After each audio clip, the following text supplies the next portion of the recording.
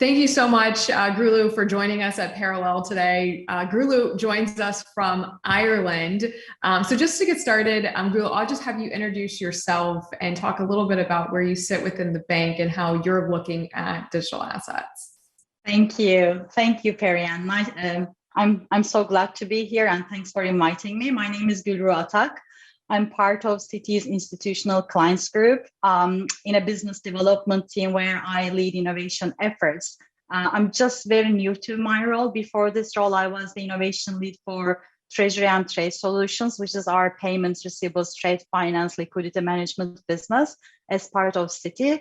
And the reason why I'm based in Ireland, Dublin, is because we have our flagship innovation lab here in Dublin. And I have been so close to this amazingly promising technology, blockchain DLT, over the last 4 or 5 years.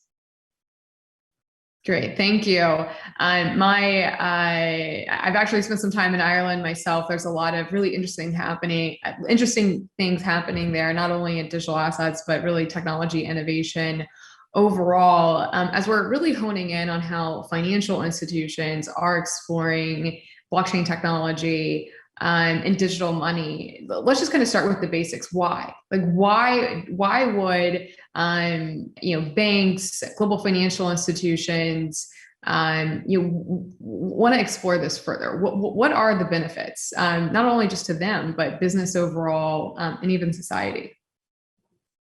Thank you. And thank you really starting with the question of why and the purpose behind, all these conversations that, the world is putting significant efforts in. So I really like to take a step back and think about how the world is changing, driven with the pace of technology that we see. Business models are changing, consumer expectations, as well as corporate expectations are changing drastically. And the type of money should actually meet the pace of customer expectations of people, organizations, institutions, right? The way the current position that money has today will probably not be able to meet the expectations and the solutions that are required for the pace of change that's happening in multiple industries, not only in financial services, right? So the digital money 2.0 that we are talking about, because we already are living in a world where we have digital money 1.0. We have a couple of months ago, we have issued a paper on future of money, where we defined digital money 2.0 as tokenized money, which is programmable, which is 24/7, which is always on, which is much more resilient, and which actually solves for multiple purposes, being addressing inefficiencies in some of the current financial solution services like payments or settlements or post-trade services, being able to hopefully be more inclusive to the majority of the population. So financial inclusion, democratization of financial services, helping central banks or policymakers to better manage or purpose-driven manage the monetary policy of their countries. So someone discussed nationalist, like Bitcoin being both global but also national, for example. So helping the central banks. So it is actually, we see the future of money and digital money really helping the entire society, including consumers, including organizations, including regulators, policymakers, maybe go up one level and operate in a much more smoother world. Let me put it this way. Yeah, no, I think you put that really well in terms of how money is evolving and how it's been evolving really for quite some time. And a very big difference between digital money, I guess what you guys call 1.0, and digital money 2.0. Because sometimes questions that I get in meetings that we may have on Capitol Hill or with different potential investors in digital assets is, well, why do we need this? We already have digital money. You have digital banking, you have things like Venmo and PayPal. And I'm not talking about PayPal crypto, just being able to send payments in a digital format. But that is not the same thing as tokenized money, or what you called programmable money. So a very different type of technology, and the types of benefits that come along with, tokenization and the ability to program money is very different than the existing rails that are available today. And I know you guys are spending a lot of time really looking at that very deeply from the banking perspective. Turning to the demand for digital assets, maybe we'll just kind of take Bitcoin, since that's really been a big theme throughout the conversations today. There's also a difference between corporate investors and institutional investors. You see a lot of this from your side, so talk about that difference, the difference of demand from that type of investor, and the needs and kind of the path that you see for those two investor classes. Sure, that's a great question, actually. Particularly within the cryptocurrency space related to Bitcoin, we see, I would say, a higher demand from the institutional investors compared to corporate companies, right? And institutional investors, it has been already covered in the previous conversation, see this as a new asset class, wants to get exposed to, wants certain services from their existing banks who they already trust, and they are more like the interest is really increasing, and that's also driving the approach that traditional financial institutions like Citi takes. On the corporate side, though, the corporates who have implemented or who have taken a position in cryptocurrencies or Bitcoins is really rare as we speak.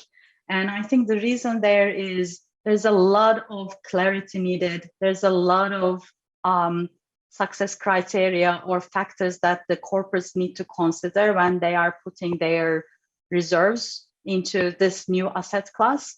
Like which custody they will use. Will they self-custody, cybersecurity risks? How will they treat this on their balance sheet?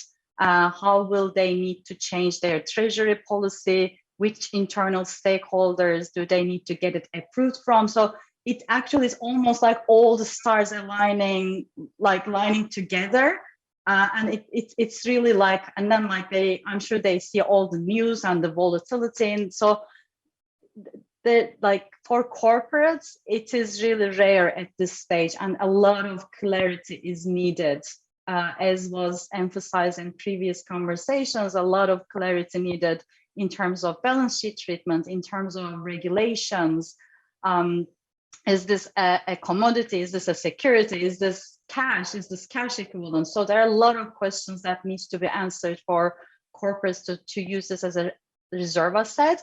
Plus, we haven't yet started seeing our corporate clients that have intentions to pay or receive in cryptocurrencies yet. But we are keeping an open eye, a really curious mind to explore what's happening, what is the demand, how the regulators are operating in this space. Great. You mentioned a couple of very key things in terms of the difference between institutional and corporate investors buying Bitcoin and digital assets.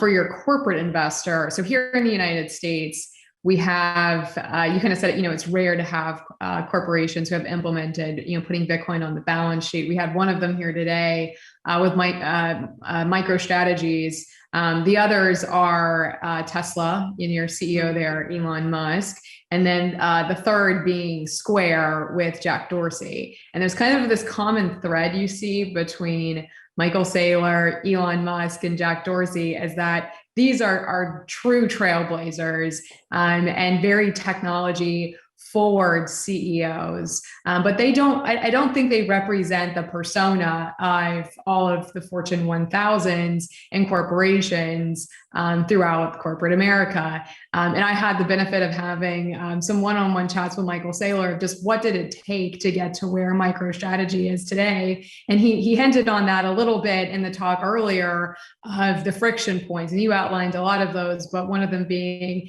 accounting and the pushback from the accountants accountants on, how is this going to change? And actually, there's all sorts of issues in terms of balance sheet and in the legal teams, and just all of the things that have to go into getting it done. So I certainly think that demand will change over time as you have kind of your first movers figuring out the path forward, but it's not without friction. And then the other thing that you touched on was crypto for payments and how that's something we haven't seen, a huge demand for either. I think that goes all the way back to 2014 when the IRS issued its original guidance for what they called convertible virtual currencies. So that would include Bitcoin and other crypto assets, saying it's property. So because of that tax treatment, of course, tax policies are meant to drive behaviors. We're really seeing the use case as more of a store of value. So kind of where I'd like to take our conversation next is talking about all of these different financial technologies that are entering the marketplace today. You have your cryptocurrencies like Bitcoins. We kind of touched on what central banks are doing with CBDCs, and we can talk about that more as well. Then you have, your fiat money. So how is all of this going to come together? Are they going to coexist? Like, what does a future world with all of these technologies look like? That's a great question, and I really like to answer that in this way. So this is a financial evolution. We are going through a significant evolution in financial services, which is driven by technology, which is driven by consumer expectations, which is driven by changing business models and like new business models that we haven't seen so far, right? So I think this evolution will continue for a while. We believe that all of these different instruments as a both means of exchange, but also as store of value, will continue to live together for a significant period of time, probably during our lifetimes. But of course, we cannot speak for, let's say, 50 years from now on. I don't know that. It's like very futuristic. But we believe that these things will live together because there's strong, like significant asymmetry around the world. Each country has its own dynamics. People have their special needs in different countries, so it's not a standard world today.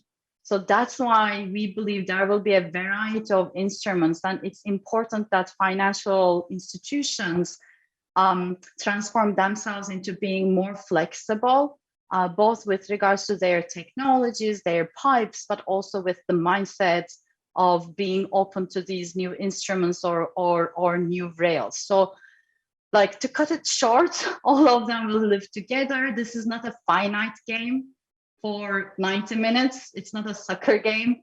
It is an infinite game where things will evolve. We will see probably more change coming.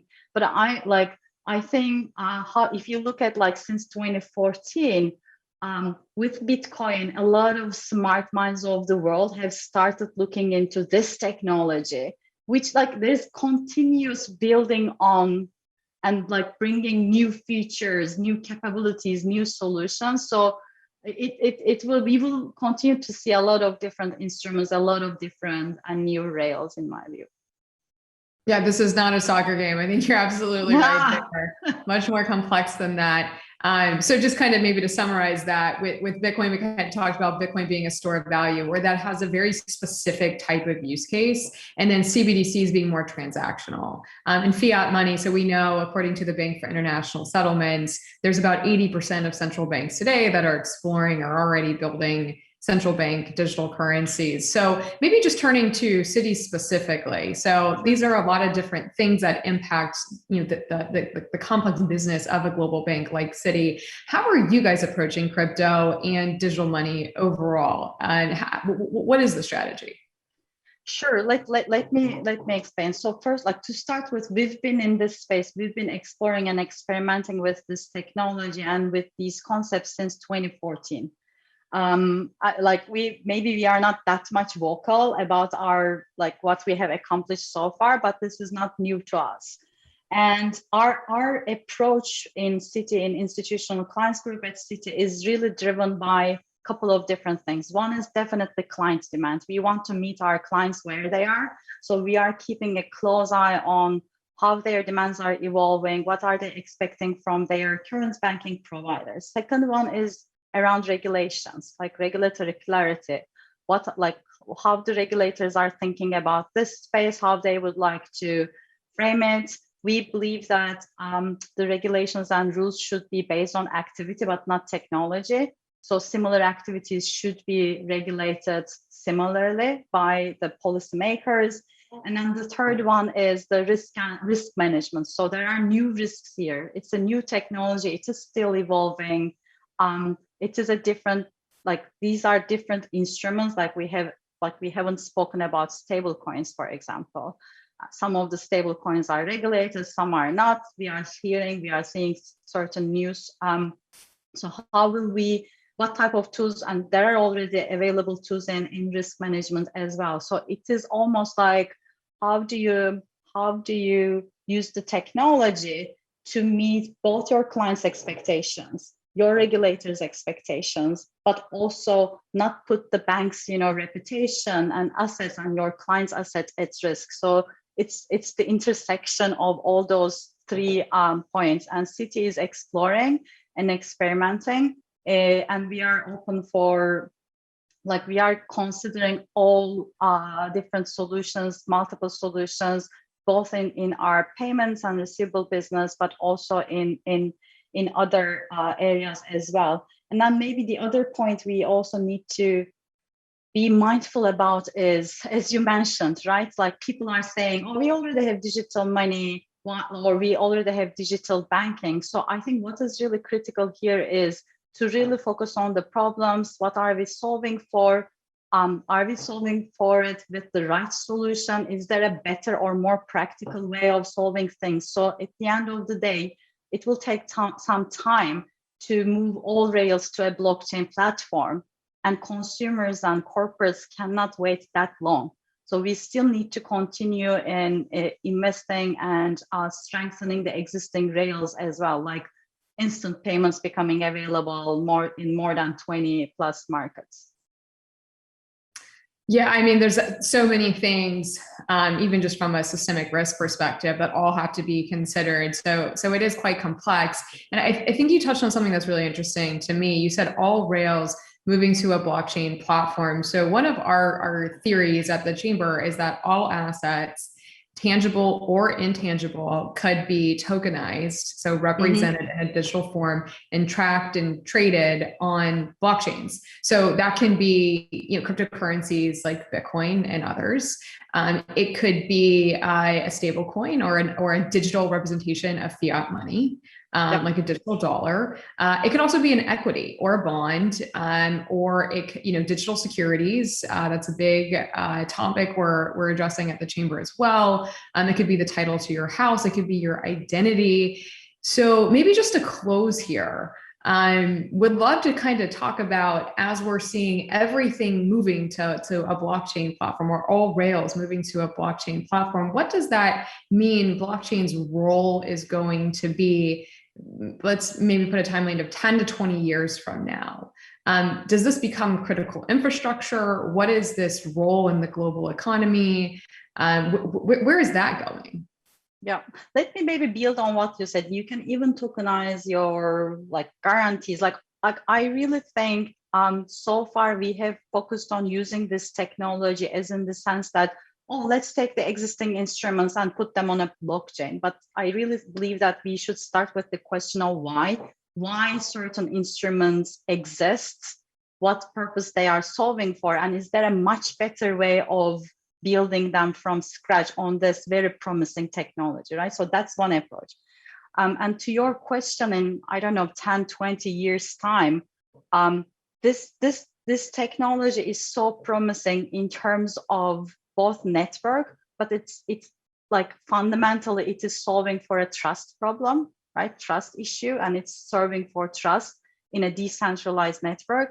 So I really think that it might evolve into the underlying pipes for many different solutions, assets, instruments, not just in financial services, in music, in in arts, many different areas where there's intellectual property as well. But it will not be the only technology. There's also so many other things that need to couple with blockchain technology, like, how about the bandwidth, 5Gs, Internet of Things, like how do you collect data from your physical world to your digital world and put them. So it is the power of multiple technologies. And I really think that the most flexible and adaptive of the species or organizations will survive in this space as long as they can adapt to this like tremendous evolution of every industry. I think that was so well put, that it's going to be the power of multiple technologies. We do not operate in a vacuum. Everything from IP rights and the Internet of Things and 5G, it's all going to come together. And I think it'll all ultimately be secured using blockchain rails. Gulru, so well put. Thank you so much for joining us. Appreciate your insights and look forward to having you back soon. Thanks for inviting me. Thank you.